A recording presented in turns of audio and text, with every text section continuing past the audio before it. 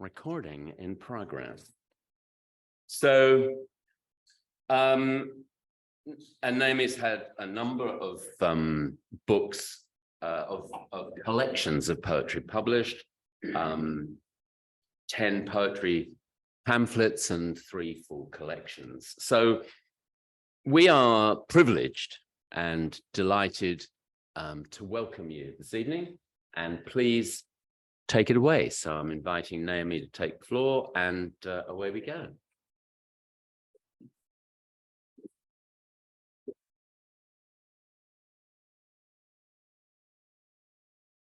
Thank you so much, Ken and Mike, for the invitation, and to everyone for coming. It was lovely to be asked to read for 20 to 25 minutes, which is a rare long slot. So I decided I would do an overview of my recent collections and end up with some new poems, just because there are so many people here who might not know my work. And so buckle in. I'm going to start with some poems from a recent pamphlet, No Enemy But Time, which is, as some of you may recognize, a quote from a William Butler Yeats poem. And it's a pamphlet of poems on an Irish theme, published in 2017, to commemorate my late friend Marcin Crawford, the poet and journalist from Belfast, and his mother Flo. But I'm going to read poems from the second half, starting with Ava Gore Booth and Con Markovitz, Gently Chide an Old Friend. And you may have heard of the Gore Booth sisters. Con Markovitz was a major in the volunteers, took part in the Easter Rising. Her sister, Ava, was a poet and has become quietly a lesbian icon. She lived in London and did a lot of work around solidarity for non-unionized women, like, for example, flower sellers and circus performers. So they're both very political, but Yeats, who was a friend of them when they were children, felt that they should have just remained beautiful young women. And his famous the epigraph here is his comment: "The innocent and the beautiful have no enemy but time." Beautiful, maybe, but innocent, Willie, we never were. Beyond the great windows, how the ground rumbled, the hoarse whispers of famine we heard as girls, driving us away from wild ganders and trailing kimonos, into the march of the crowds, the hot arms of gunmen, each in our own way, thunderous for change. Yes, a death sentence, unfairly deferred. Yes, shadows growing within a thin frame, 2 not yet old faces, drawn in grey ink, scrubbed by the light that scours the air between storms. But time, sweet William, was never the enemy. Time is the river, the dark cloud of desire, drinks and rains. Though flower sellers cry, circus girls sweat, and visions of freedom are wrung like red rags, our hearts are cups that catch every drop and fling them all into the waves. This is another poem with a long title and a Yeats epigraph. On advising a young man from Galway to do a second MA in biodiversity. An evening full of the linnet's wings, W.B. Yeats. Not sparrows, not dusty summer robins, linnets, her tidy brown self, his nibs, top-knobbing the fence posts, in puffy pink vest, white epaulets. Linnets, not the slender moth-grey echoes of Innisfree and Jenny Lind I've smuggled to Mayo in the rickety cage of my mind, but barefoot balladmongers, halfpenny paper sellers, 3 walnut shells and a pea players, fancy lads and freckled lasses on a Kilmainham council estate, shadowing a stranger, then like laughter snatched by the wind, whisking away in a riffle of reshuffled cards, the purring flight path of an arrow. Strutting little linnet, you take a flattering interest in us, but we've hardly returned the favor, not made you a greeting card icon, just a fleeting emblem of the orchestral Irish air. So, young man at the harbour, harvesting photos of a smeary yellow moon, you who asked the advice of a woman in a hat and appeared to value it, I'll say again, to your quick tongue and tangled thoughts, no life is easy, few choices simple. But if you plump for mortgage, Christmas bonus, over a lifelong moral passion, should one day the linnet song vanish from Clare Island, you'd be stabbed to the core by the absence of sound, as if you'd turned your back on a raging lake and a child had dashed in and drowned. Mm.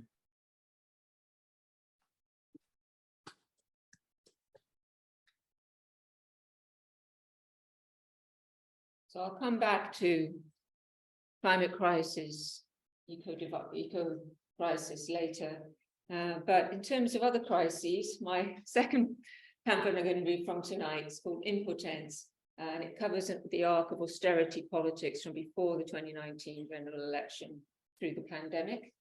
And the title poem, Impotence, is a word I coined to express my feelings just before that general election, kind of ominous impotence, basically. And I think the poem, I'm going to read it today as on a celebratory note. The image here, there's an image here of sea creatures being dumped on a beach, and at a time when a kind of a spirit in this poem has preemptively dumped himself. I think it's nice to read. Impotence. The week before the election of the dictator, people hotly debated whether Friday the 13th was a lucky or unlucky date. The day before the election of the dictator, over 300 starlings were discovered dead in a country lane. The day of the election of the dictator, rain clobbered the streets, but hope still chattered in the air. The first day of the dictatorship, a storm on the other side of the world dumped tens of thousands of fat innkeeper worms on a beach, a pale pink tsunami of a species also known as penis fish for its striking resemblance to the semi-tumescent member of a unitesticular Caucasian adult male. An hour before their corpses were found, the starlings had been seen in murmuration. The post-mortem revealed they died of trauma and internal bleeding, consistent with flying hard into the road. So that was a poem of the week on The Guardian, and the comments threads kind of tore into me for calling a certain person a dictator. But I think when you look at the rise of fake news and the attacks on judiciary, it's a kind of, with the title Impotence, it's a sort of an omen or a warning, and I just feel really good that we've managed to avert that. Though the juggernaut continues, so it's not just about the person, is it? It's about the structures. Also, what happened, obviously, during the last few years, we had the rise of Black Lives Matter after the murder of George Floyd, and I respond to that in the book, but as well. But I'm going to just read one more poem from Impotence, or actually I'll read two more, but on that international political stage, I'm going to read a poem about what's going on here in Britain around Black Lives Matter and the start of conversations that we're having now, thankfully, about our history. On watching Edward Colston get dumped in Bristol Harbour. Almost dumped again.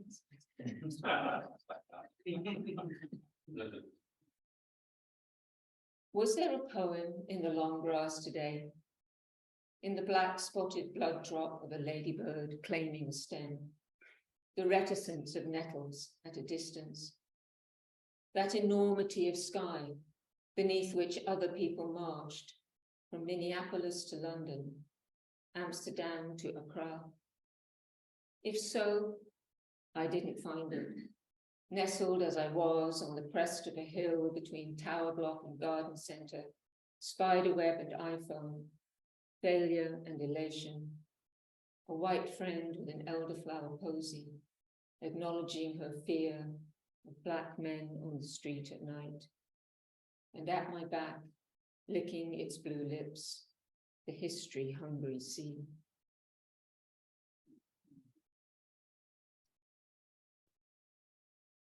And then from your reaction here, I'll know, to what extent I am among friends. This poem's called Fracking Brexit. It seems to me that it's still very relevant. They voted against the deal, and they voted against no deal. Then they voted against the amendments that would have prevented no deal. They voted against extending the deadline. They voted against a customs union. They voted against a cross-party motion. And then when it came to the Irish backdoor, they rallied and roared and voted for alternative arrangements. Everyone knew that they weren't. Still, the votes came more and more every week. The planet was burning, homeless folk dying, food bank queues growing, the NHS shrinking. Yet still they voted on fracking Brexit, voted and voted and voted like a gloating boat full of note-tabling scrotes, sinking into a vortex of votes. Oh, how we wished we could laugh at the joke, but they refused to vote on a people's vote. When the children marched to demand a future, hope grabbed its coat to vote with young feet, and a single voice soared in the streets.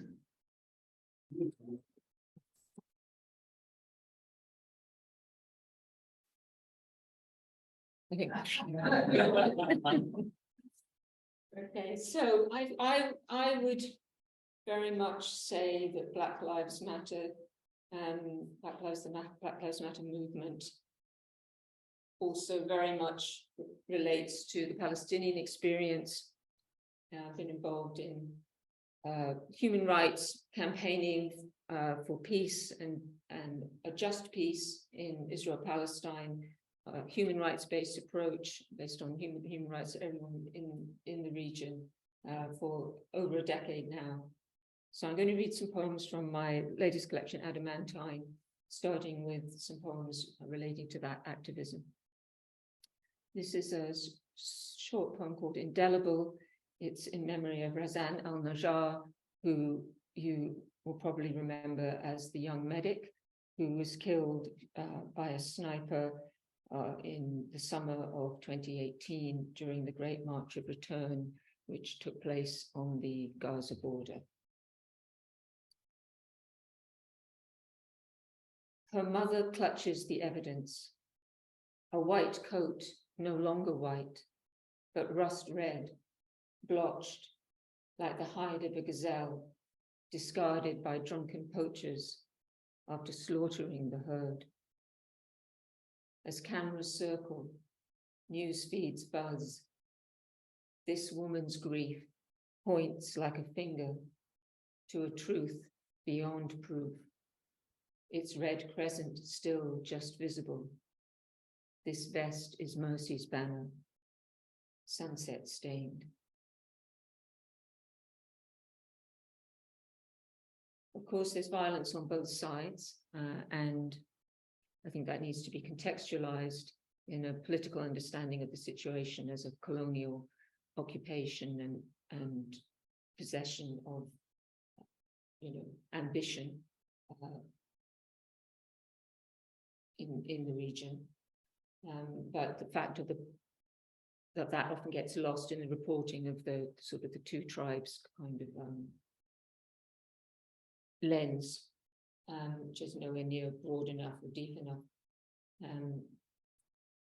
But obviously it's all incredibly emotive, and when people are suffering on both sides, it's hard to have a step back. And it's also hard as an outsider to feel, to step in. This is a poem called Shaking the Bottle. It's Sunny Singh, who's a writer and political theorist and anti-racist activist, with whom I had a lot of conversations about political violence. It's in the first person, but it's not me, it's a character. Shaking the bottle. My 18th birthday at a well-naff restaurant, Mum gave me a good luck penny, a rind of copper jammed in an old bolly cork. We drank the champagne for your christening, pet. Now this is to keep you afloat. It was the kind of tap you lose before you even sling your coat on. I was only half joking when I said she should have saved me the bottle instead. That day in Jerusalem, a girl my age exploded at a bus stop. The bomb she had on killed 2 Israeli soldiers, wounded 16 people, and blasted her body to steam. Her head, still wrapped up in its scarf, shot off in an arc down the street. The pics that popped up in my inbox were martyrdom posters from a Palestinian kids magazine. The girl's head smack dab on the pavement, packed like a Halloween queen. Those closed eyes, what did they see? I Googled, clicked and scrolled, found bullets and bulldozers gouging out her streets, soldiers, politicians stamping down her dreams. They say the future's ours to fizz up, smash against their tanks. Hey, like wicked, thanks. Suppose I could have talked to Zainab. What would I have said? Wake up, girl, learn English, get on Facebook, join the plebs. Once I stuffed a letter into one of Mum's blue bottles, torched the paper with my lighter, hurled the hot glass from the beach. Just another bit of rubbish bobbing out of reach.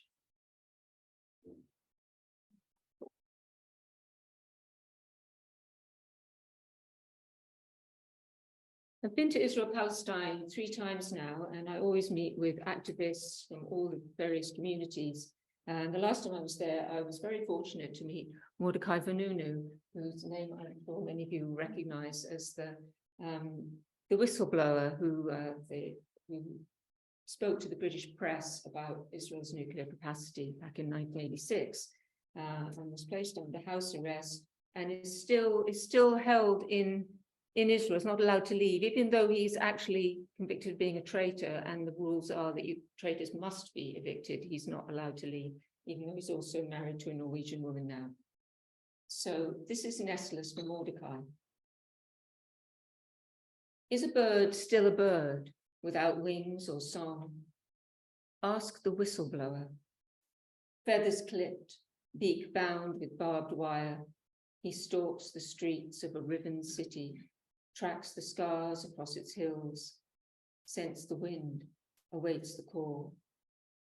His heart's a booming bittern, trapped in a prophet's tomb, the lightning in his eye, silent eagle's shriek, the telling of his secret peace. Vanunu, Vanunu, Vanunu, a downy coo that wears away all walls.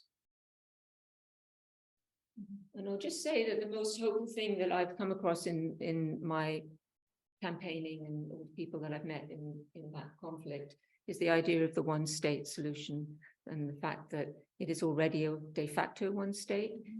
It's not really possible to have a Palestinian state the way the land's been carved up now.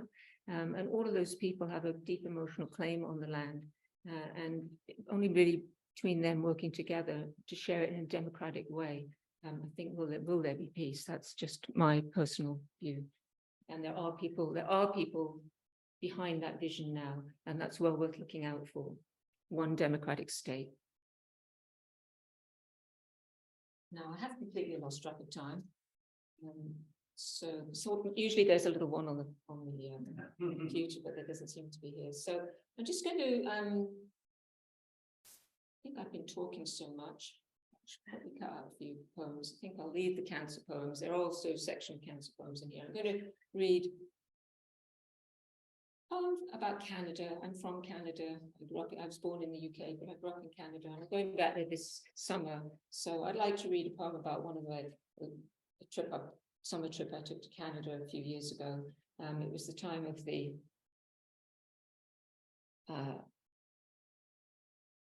apology to the Indigenous people.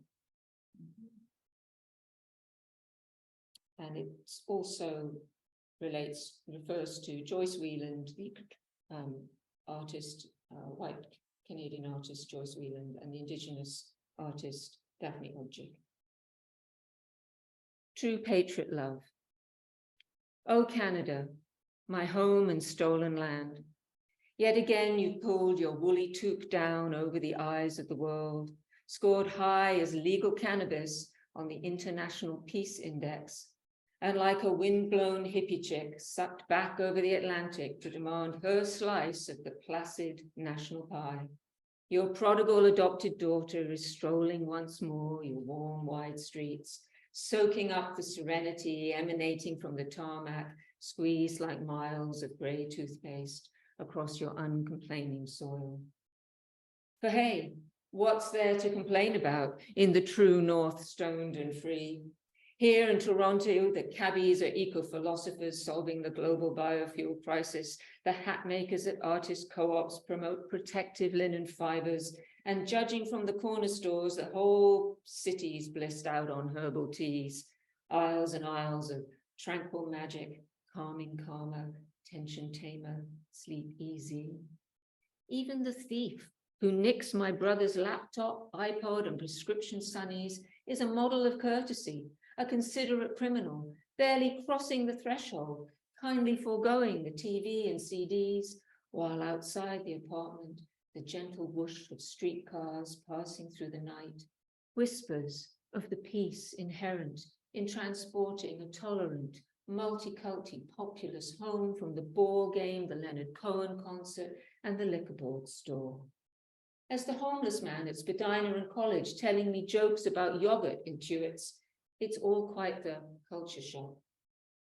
Oh, Canada, how could I have almost forgotten your pregnant peace, enormous as your 4 time zones, 5 Great Lakes, numberless wildernesses of cedar, birch, and jack pine, snowy plains and tundra, mountain peaks and prairie dunes, a peace that swarms around me like a humidity of midges, a remote and swollen peace, ready to burst like the millennia of human thunder still rumbling in the stony rim of the Waniscanen sacred hoop I visited near Saskatoon, and in my memory of that evening 18 years ago, when walking through Toronto's Christie Pits and descending into the natural amphitheatre of its ancient creek bed, I heard the heartbeat of the land throbbing underfoot, drumming the song of a people who washed their children in a river long diverted into sewers, hunted deer in forests that became a gravel quarry, worked by the tenants of the Shatlands, a clutter of hovels built for the shoeless Irish and runaway American slaves, cleared to create a civic park, the site in 1933 of a bloody 6-hour riot between a Jewish baseball team and a homegrown swastika club, and now a faded green hangout for lunching office workers, rough sleepers, and drug dealers. Canada, that night I ached for your cities, for their misery and picnic tables, genocide and shady lanes, wished them smudged off the map by the smoky thumbprints of global implosion, a stick of burning sage, for your granite shield to rise against future incursions, the survivors to mingle bloodlines and traditions, bison to once again darken the plains. Oh, Canada, I was young, just beginning to learn what was mine to hate and mine to hold. I wouldn't praise your clean streets then, or stitch your flag onto my backpack. Joyce Whelan's lipstick scoring of your anthem, her Xerox smooches and flying pink penises were as embarrassing as my mother's rows of X's at the bottom of her letters. Letters I'd just crossed an ocean and a continent to retrieve. For in the generation since that booming summer's night, Mum's death, Joyce's blazing blue Arcadias, Daphne's medicine bag full of boners, have taught me we are here to kiss the earth. So Canada today, as your headlines trumpet a national apology to the Inuit, First Nations and Métis, though reconciliation don't mean squid without reparation. Just for now, a balmy June afternoon in my 40s, I'm all yours, swinging down Queen Street like a one-woman jazz fusion anthem, Aboriginal hip-hop rising in my earbuds, my heart a shimmering cymbal, struck by your broad brush of peace.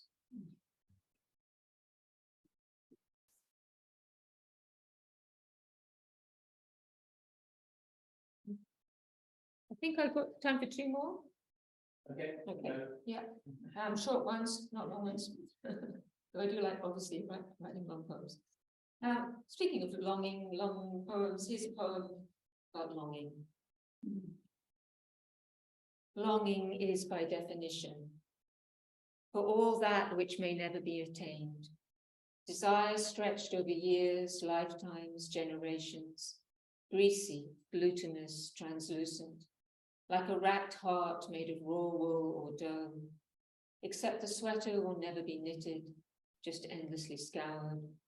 The loaf never baked, never eaten with butter and jam, just kneaded, thumped, left to rise overnight, after night, after night, sweaty and puffy, smelling of yearning and yeast, a gift for the fingers, to plunge into again, stud with olives and raisins, all as the yarn spins longer and longer, dyed with a drift of wildflower petals.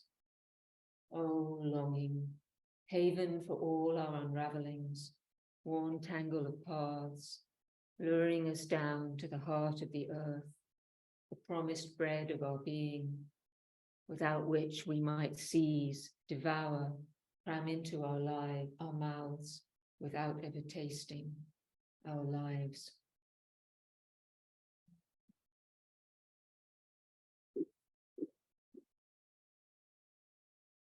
And then I'll just end with an elegy for my mother's best friend, Susanna Lobb, who died this year, and her children created the most beautiful funeral I've ever been to. So it's a found poem, really. Rainbows, rainbows everywhere in memory of Susanna Lobb. Pomegranate, marigold, forsythia, seagrass, periwinkle, mulberry, lilac, sewn in the circle of green stones at Helen's neck, the large carved seeds embroidering an elderman's collar, winking in glossy lozenges on Indy's blue sweater, the glittering squares that match Phil's patterned shirt, arcing in the string of orange beads slung over Joe's shoulder, the loop of scarlet nuts beneath my spring coat. As if she'd spent her life contemplating how to adorn everyone she loved on the day her children called for color. Susie's decades of necklaces garland us as we pass through the prism of her absence, slipped rainbows, sudden gardens, clasping us to her, each other, sky and earth. Thank you.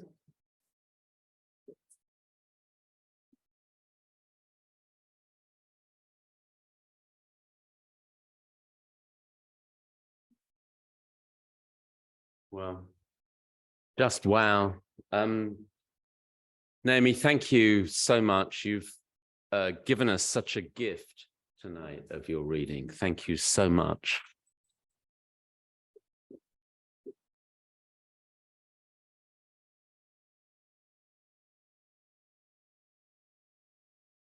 And I know it's sort of talking to the converted. But if you ever doubted the power of words, the power of poetry to move and describe what otherwise would be indescribable, then there's evidence of it right here tonight. So thank you so much. We are blessed. Now, we normally in the Zoom take just a couple of minutes for the people in the room to go and refresh their glasses, grab a snack. So we're going to take about 2 or 3 minutes, but no more before we move on with the open mic part. So if you just bear with us, we'll be back in 2 or 3 minutes with the open mic. So thank you very much.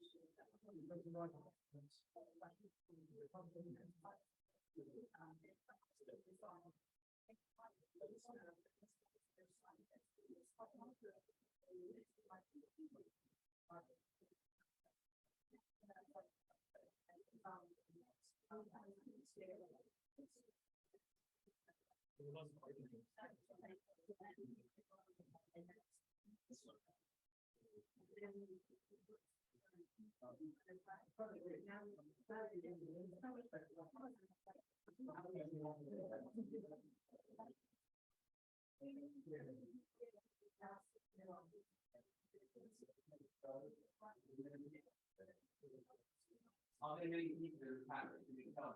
No. We'll get going. Anna's here. Oh no, Anna's here. Boss.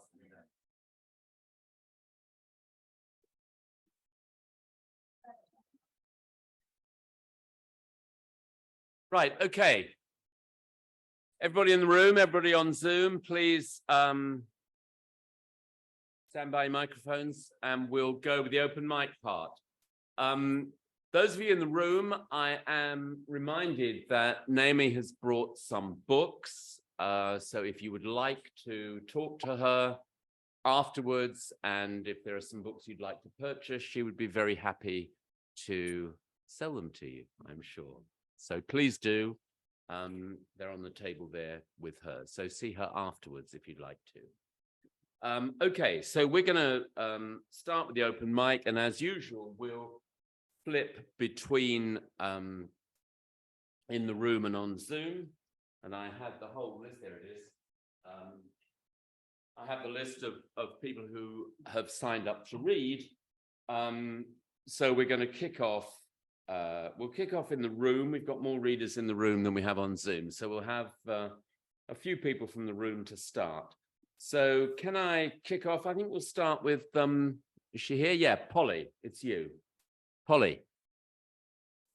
When you're in the room, by the way, be careful how you walk up because there are some trailing leads, which we probably shouldn't have for health and safety. So we'll come round this side. Thank you. Yeah, Polly, don't fall over.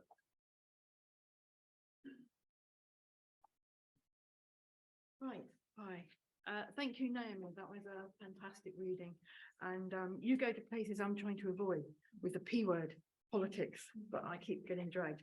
But I'm actually, I've only started writing again really in the last 6 months or so. I kind of, it was there, then I walked away from it and now I'm back. It's really, for me personally, it's to do with the trajectory we're on with the climate crisis. And I've read sort of quite a lot about what's the cultural, what's the artistic response to what's started to unfold, basically. And you have a bit of a crisis of conscience about that because you kind of think, maybe if I'd had a scientific brain, I could have gone down a different path, but I didn't. But I do have words. I don't know what good words are actually going to be for this, but you have to go with what you've got. This one's called Red Water. Bloodbath, bloodbath, bloodbath. Do they call it that? In the bottle on the shelf, pour this in to your water, to your water. Water, water, I have ne'er dropped a drink.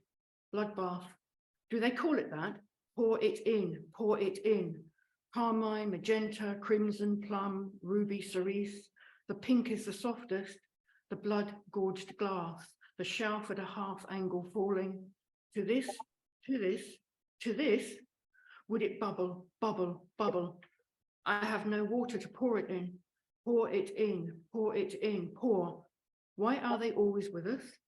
it in. I have no water to pour it in. Bloodbath. On the roof, a seagull screams. And there's a very four lines, 5 lines, very short stanza really. Bleached blonde grasses weaving, they're waving into a shout. I want rain. I want to just finish with something that Leonard Cohen is one of his lyrics, I suppose, and it's rather lovely. I think we all know it. And I've decided that as long as I've got music and humour on the road that we're on, maybe, we don't know. There is a chink in everything, that's how the light gets in. And I've had to put, there is a joke in everything, that's how the laughs get in. Thank you.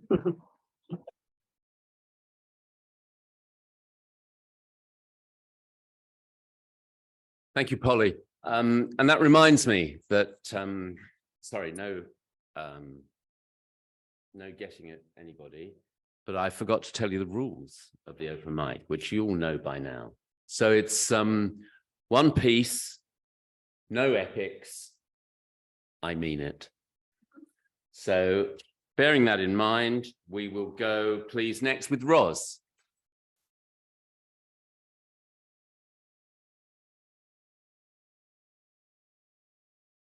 Hello. So this is a poem that I wrote for my friend John, whose mother died in a care home. Just so you, there's a line in it that her cat was being looked after by the sibling. So it's called Care Home. Kathleen Coombe, I say as I sign in. The 2 young staff at the reception desk look blank, look to each other, look at me, stare. Room 10, I try. They nod with recognition. She's in her room, one says, mouse brown hair scraped from her spotty face. She smooths it back, scratches her nose, clears her throat. Down there. She points to a corridor. I know the way, thank you. And how is she today? She shrugs, takes the pen, looks down, bites her nails. Kathleen has become generic in this home. All right, love is the best we can hope for. And here she is, mum, propped up, eyes weepy, wispy hair tangled, bone thin, skin waxy. Her angles sharpened, her shadows deepened. I say, shall I help you up? She looks at me. Yes, she says, but stays put. And so I sit and hold her hand and chat, boring tales, the journey up, the weather, my dog, her cat. She listens, sometimes her attention scattered, and then says, all I want is someone to talk to. It's the silence I can't bear when you're not here. Clutching my hand as if my small act of affection was all that mattered. When I leave, some 2 hours later, smoke a fag outside. The owner pulls up in a shiny Jag, high-heeled, smart-suited, lipstick red. She smiles. Okay, she says, and I'm too weak to point out the 2 young staff on minimum wage who spend 10 minutes daily, schedules tight, feeding her spoonfuls from her bedside with encouragement. That's right, one more mouthful. Who almost say, good girl, but never ask who she is or what she's done. Don't seem to recognize her once sharp mind is only blunted by age. I shy away, don't ask, where is the tenderness? And feel a weighty load that as her son, I too don't do enough to ease her loneliness.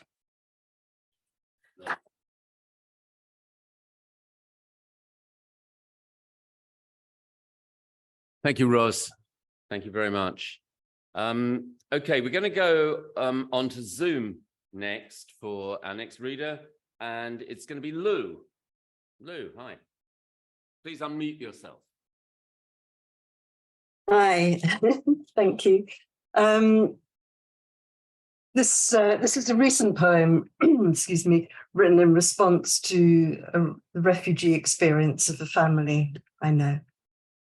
It's called The Things You Leave Behind.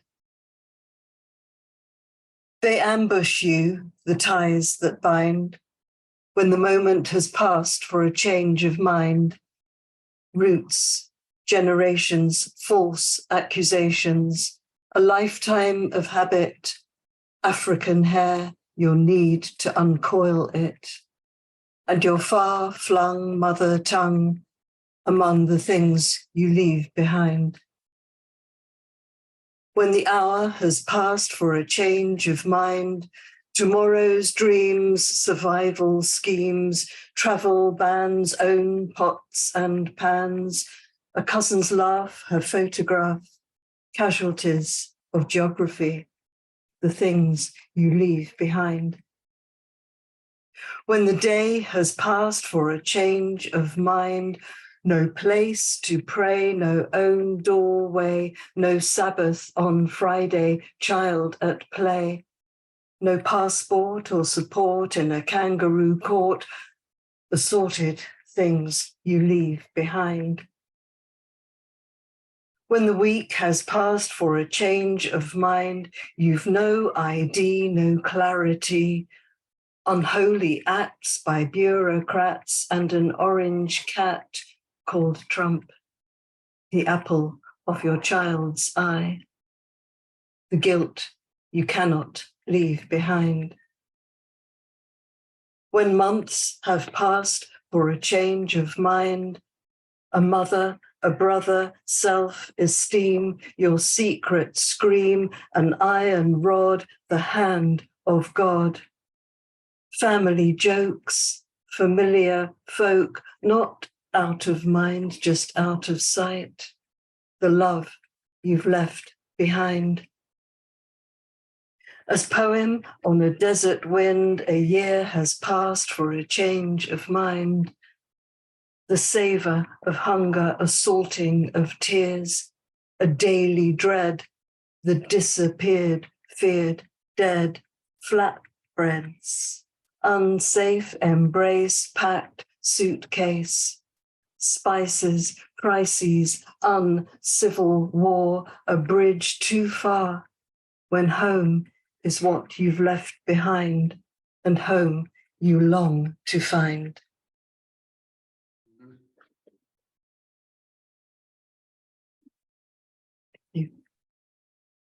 Thank you, Lou. Thank you very much. Thank you. I think we'll come back into the room now, and I'll invite Jill to come and read.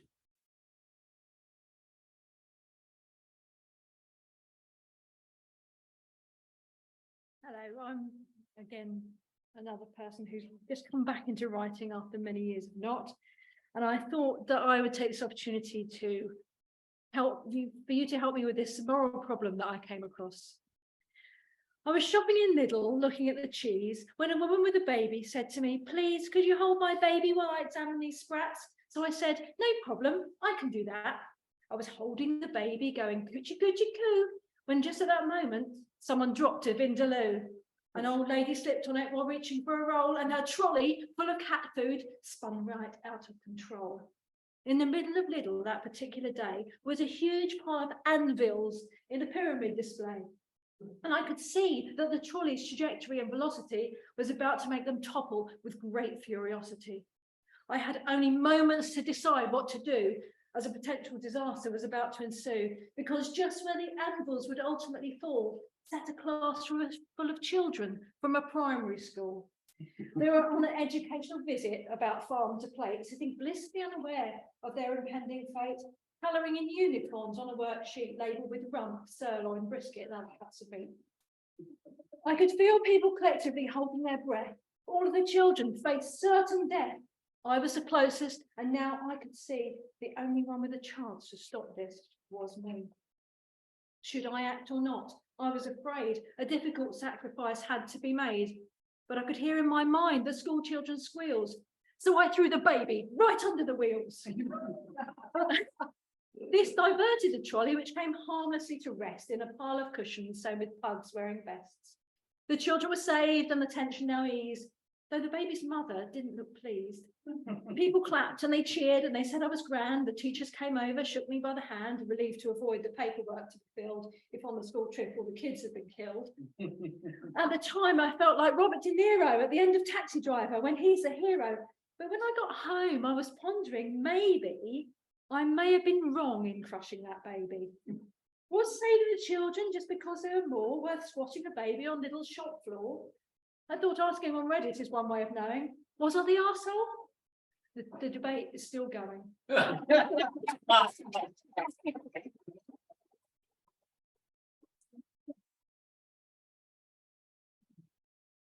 Wow. Nice one, Jill. Thank you. Thank you. And I think we're going to go on Zoom to follow that. And it's. Oh, actually, if you're going to ask Britta, she didn't get you there. Oh, Britta, you're not there. She gone? She has. Actually, I was going to ask Britta. Okay. Elaine, are you reading? Did you find something? Okay. Yes, Elaine, it's you. Thank you. thank you. Hello, everybody. Good to see you again. I'm going to read a little poem about when I was a little girl. It's a fluffy poem. When I was in Minnesota, Fluffy is not a dog here. It's Paper Doll Summer. Through the screen doors at either end of the shotgun house, cool and sweet, a breeze creates a wind tunnel smelling of rain. In the sultry summer hours, June Allison, Liz Taylor, and Jane Powell flutter in the shifting currents of wind. Paper dolls pinioned to the screen door by little hands, but not for long. Soon light quickens to a scowl over the horizon, and the hot, suffocating wind catches and stills, breathless, awaiting the twister. No birds sing. Footsteps hurry to the basement. Then one by one, the paper dolls sift to the floor in whiplash and thunder. Thank you.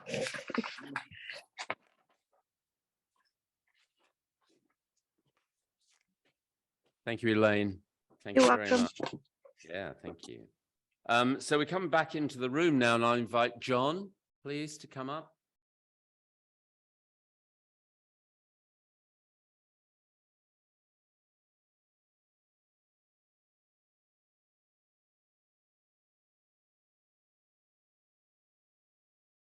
Hi, I thought I'd continue the theme of current affairs at the moment. We've discussed, one of the previous speakers was talking about refugees. I saw a band playing actually, and they played a fantastic new song they've written called Refugee. So I've actually replicated, not the same song obviously, but I've written my own version of a poem called Refugee, which is specifically addresses the disgraceful Putin war against the Ukraine, but it could be any war really, to be honest. Okay, here we go. Hear us cry the tears of a nation, torn apart by conflagration. Our homes destroyed by a war we did not want and never asked for. They came to set us free. Instead, they took our dignity. Now we stand our hands outstretched as we wait for charity. Now 1 million people flee from the place they once called home as the invaders stand and face the brave boys who fight to protect our land. A mother cries, her child in her arms, husband killed as he fought to defend them from a nameless foe from another nation, far from home and his own wife and child, who would surely shed tears if he should die. A soldier stands, gun in hand. He has no pity, no remorse, as he shoots an unarmed man. Just following orders, there was no choice. There is no rhyme and there is no reason. The politicians have no shame for the pain that they inflict in some nameless conflict. We hope that those that hurt us so will come to reap the seeds they sow and suffer like they make us do for no good reason to bring us low.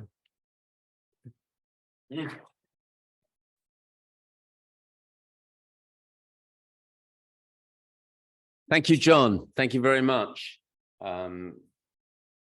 Okay, I think we'll stay in the room, and I think we'll go with Luca, please.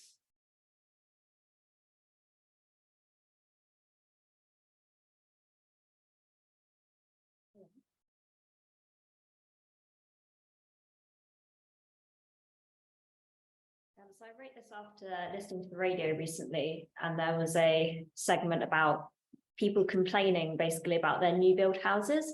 And it was just a lot of middle class people being like, the radiation's wonky, oh no.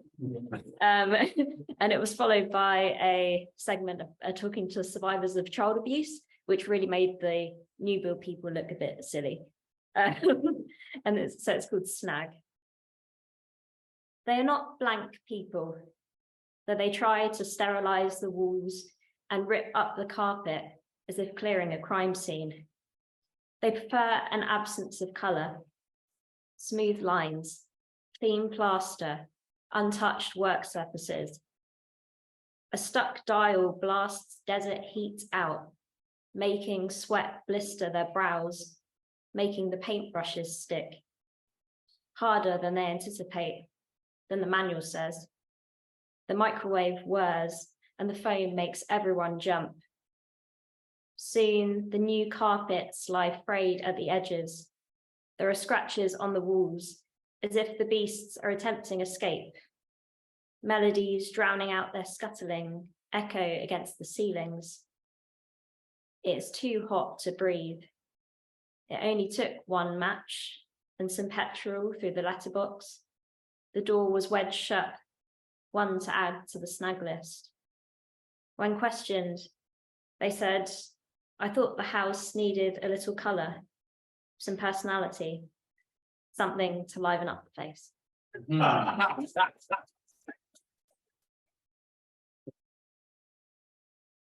Thank you, Luca. Thank you. I'm going to go back onto Zoom, please, and ask Janet to unmute yourself and please join us. Hello. So my husband had a pacemaker surgery just 5 days ago, and I wrote a poem about it. I think I'll call it My Husband's Pacemaker for now. There's a stranger in my house. I know him well. Such cuteness. I could get up and smother him with kisses, but he will bat me away. He doesn't recognize himself. He has a new pacemaker, not an old one, a new one. It found a home in his chest. We both share his heart now. He's confused by it. Well, our relationship confuses when we think about it. We live and love it and don't explain it. It has to be experienced. But back to this thing that shares a place with me. It's supposed to make him active. It makes him dizzy. It's supposed to encourage trips. It trips him up when he stands. Do I make him dizzy? Am I his trip? We're on top of this globe, spinning at 45 RPMs, singing at 78 RPMs, and playing catch with our breaths. Stop. I want to get off. This thing that shares space with me is vying for position. Is this a new us? Well, I've loved all the new us's. I'm loving this one, even though it's confusing, but only when I try to understand. Let's just enjoy this new pace wherever it leads. Thank you, Janet. Thank you so much. Lovely to see you. Now we're back in the room, and I'm going to ask Mike to come to the mic. See what I did? Yes.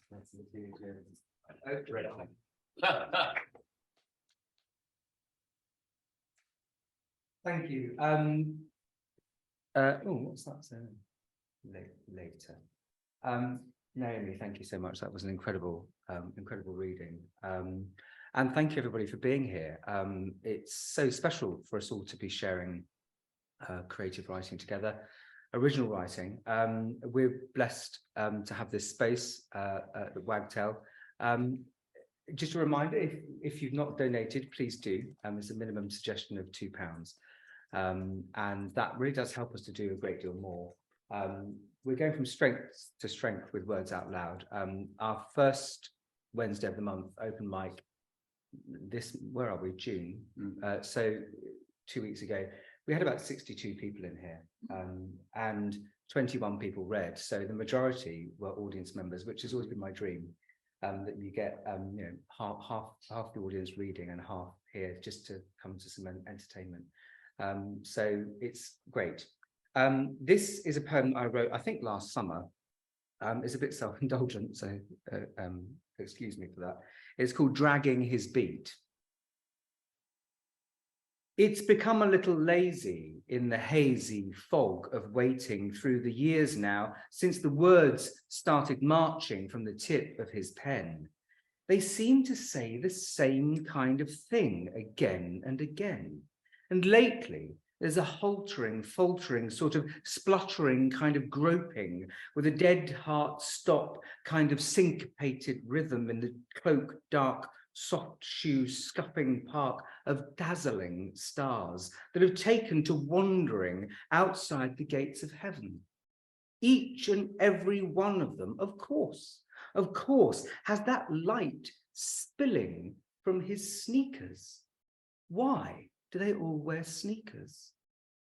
And each one looks at me with a kind of weary understanding that knows I've thrown myself under his bus already. Another one bites the murderous dance floor, which of course is much stickier than before, and it's become much harder to wake from that dream. It lingers and drags its fingers into the daylight beams, and the beat is in retreat, out of time. It doesn't so much scream as wail and whimper.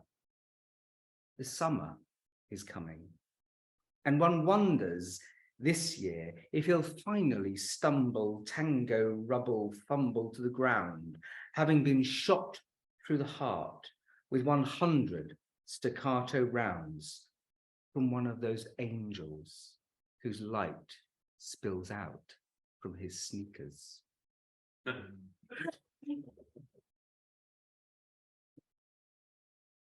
Thanks, Mike.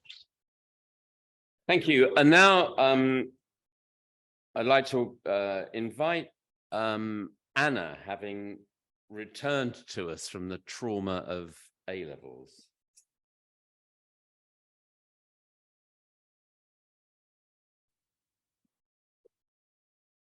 Hi, everyone. I'm back. This I have not written for a couple of months. I've been busy. So this is a bit of an old poem, and honestly, I think I might have read it here before. I can't actually remember. So if you have heard it before, I'm sorry. But ironically, it's called I Can't Write. I can't write because my pen won't move. It's out of ink to glide with. Smooth my whirling thoughts. I'm out of time. I need to study. It won't be right.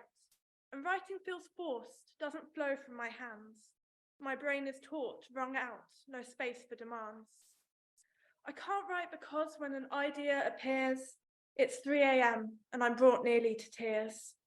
I can't write because in the glimmer of daylight, dark thoughts feel out of place, but writing love never felt right. I can't write because it hurts to look at it all. I can't write because I'm afraid I might fall from this perilous ledge on which I've built a home, from this delicate balance I've now overgrown.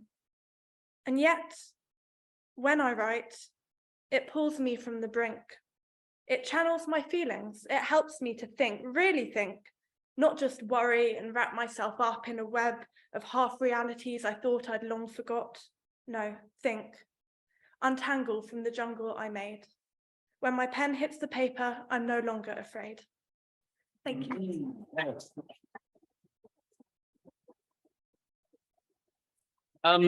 Great to have you back, Anna. Okay, we're going to go online again and invite Tina, please, to unmute yourself and let's go.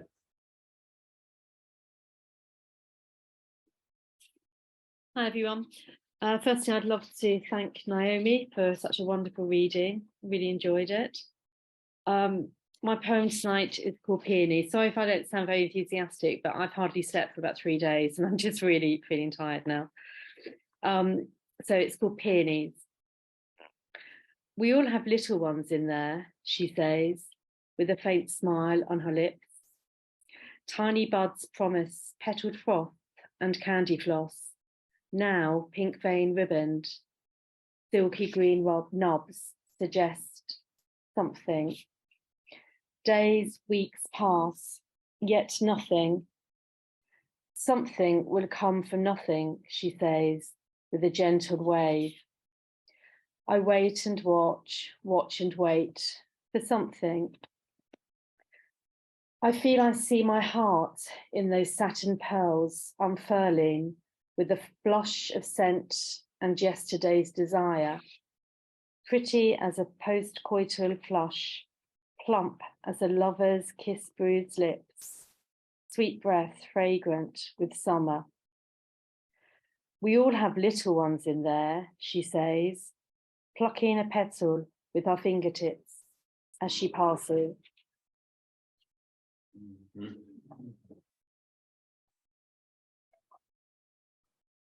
Thank you, Tina. Thank you. It's great to hear you. Okay, we're back in the room and again, welcoming someone we haven't seen for a while, Chris Hardy.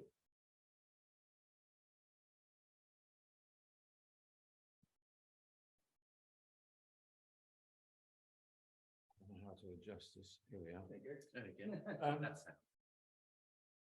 This poem, I won 50 quid with this poem. And which covers the costs of entering competition, which you don't win. You know that thing when you turn the television off after watching the news and you've seen atrocities in Syria, Palestine, Sudan, that's still going on. Border of Mexico, Afghanistan, Ukraine.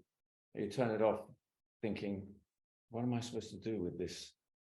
How, what can I do? It's also about a sparrowhawk who was decided to make my garden her dining room. It's called Elemental. Your nature is one element, but in you, air rips like fire and cuts like ice. Looking up from tearing a starling's breast, your button yellow eye warns me off. I will not interfere, but the scream the starling makes as you stamp it down is the cry we hear from children running along school corridors in America or the bombed roads of Aleppo who know they must soon watch their own death. So as you have to kill, unlike us, and have only one way to do it, unlike us, can we agree that if I stand aside, you will make it quick, like the sudden darkness of a screen when the switch clicks off? Good.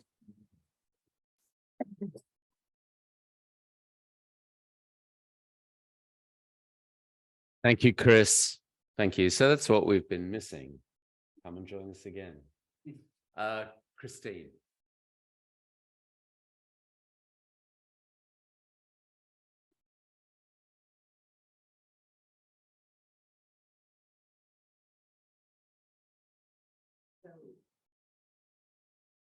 Hand washing Picasso's stripy t-shirt.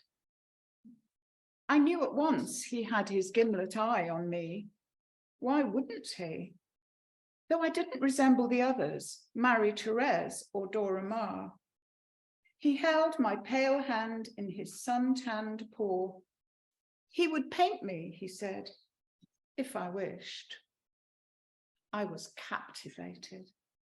His nearness, the mingled perfume of his cologne, of oil paint, and the strong Gaulois tobacco was intoxicating. then his direct gaze as he drew. Could this be happening to me, a Yorkshire girl in Antibes? Soon he would move on. We are grist to his creative mill, but we have earned a place in his history. I squeeze warm soapy water through the t-shirt. I'll hang it out in the sun. In no time, it will be dry as bone.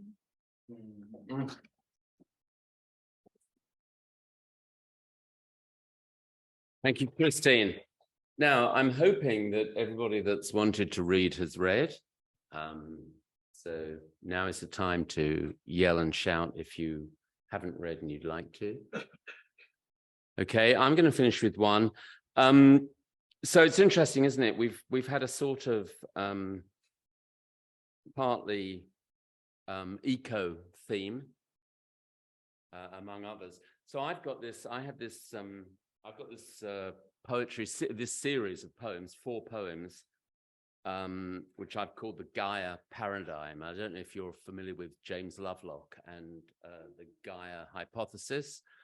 So it's sort of about that. It's about Gaia, the goddess of the earth, maintaining or seeking to maintain equilibrium over the earth in spite of our best efforts to disturb the equilibrium the wrong way. So I'm not going to read all 4 because that would break my own rules. And unlike the dictator, I would not do that. So this is the 4th one. It's called Equilibrium. So on balance, I think there's something unusual about equilibrium. Bouncing back and forth from repeated excesses, always headed towards the place you started. Let's call it sanity for now. Seems like madness pushes harder and harder against the fabric of time, testing the ability to reproduce familiarity in this here and now. But Gaia will not wait, cares not for time, knows nothing except her domain, and carelessly lets equilibrium reset in different balance somewhere east of sanity. So, there you go. Everybody who's read, brilliant. Thank you so much. Everybody who's been here to listen, brilliant. Thank you. Naomi Foyle, you're a star. Thank you so much. It just remains for us to remind you of the things that are upcoming. So, Jenny, get yourself up here. The announcements, which can, this is a long sheet, and he's going to need to help me with some of this. So the events coming up, Words Out Loud, are featured readers for the next few months. In July, we have Holiday Mason from LA. In August, Janine Booth, in person, we hope. Janine is fabulous. We saw her at when we went to see a play, when we did an arts, really, really good. She's amazing. So we hope she's in person. September, Connor Logan, am I saying these right, Ken? Yep. From Thousand Oaks, yep. TO. Yep. It's not Toronto, it's Thousand Oaks. In October, Lou Beckerman, in person, we hope. And November, Jean Colonimus from Malibu, who some of you, if you've seen our Zoom evenings, Jean is often there. She couldn't be with us tonight. She is a former dancer with the Martha Graham Dance Company in her day and Sadler's Wells Ballet. And she's a wonderful poet and is now being published, her anthology of her life as a dancer. The full works being published. So we're very happy. Victorious. What is Victorious, Ken? Well, it's a festival, isn't it? Southsea's music festival, big music festival, sort of like the Isle of Wight festival, sort of like Glasgow, in Southsea at the end of August, is a big music festival. We will be there, Words Out Loud. Words Out Loud, now you know where it is and what it is. If you don't know what any of that is that Ken has described or what I will be describing, come to our website and you'll see the information. Words Out Loud is there from 1 to 4 each afternoon on August 25th, 26th, and 27th. Write that down in your diaries. In the literature tent. Performances all the time from a wide range of people you will know. If you want to be involved, email Emma, who will be on our website. Emma. Right. One of our trustees. And if you want to be involved, email Emma, please, before July 1st. But as of now, all slots are full. Which means there is a waiting list, a reserve list, etc. But do come, whether you're reading or not. It's quite a great event. So each slot for the readings in the literary tent, which is like the family area of the festival. And by the way, that tent has a capacity for 200 audience members, so it's quite a big tent. 20-minute slots for different readers, and some of you have already signed up for that. But yeah, there's a waiting list because maybe some people might have to pull out closer to the time. So do, if you'd like a slot on the Friday, Saturday, or Sunday, do email Emma. Okay, and heads up, watch this space. A new performance art event featuring 7 performers for 7 minutes each starting September 29th at a venue to be announced. We hope to do one every 2 months. This is something that we brought from California, a performance art artist who was the performance art artist and He's a professional fine artist and a performance artist. David White. If you did a degree in performance art or studied performance art in California or at some other universities, he was the man you used as he was the study of his John White's performance art. So we're going to do something. We from California, we brought what he used to do is once a month did 5 by 5 by 5. 5 performers, 5 performers, 5 performances, 5 minutes each. So we're hoping to start that, but I see it's featuring 7 performers, 7 minutes each. So keep an eye on that. So there's lots going on, lots coming up. Do keep an eye on our website and join in. Watch the emails as well. Right. Brilliant. Thank you so much. Thank you, everybody. Wonderful to see you. Come again. First Wednesday in July is the next open mic. Thank you. Thank you. Thanks. Thank you, Ken. Bye-bye, everyone. Thank you, everyone. Bye-bye. Bye. Bye. And Chris Middleton, I loved your poems. Bye-bye. Take- Bye, take Tina. care, Bye, everyone. everybody. Bye-bye. Bye, everybody. Bye. Bye. If they had Jack, yeah, great.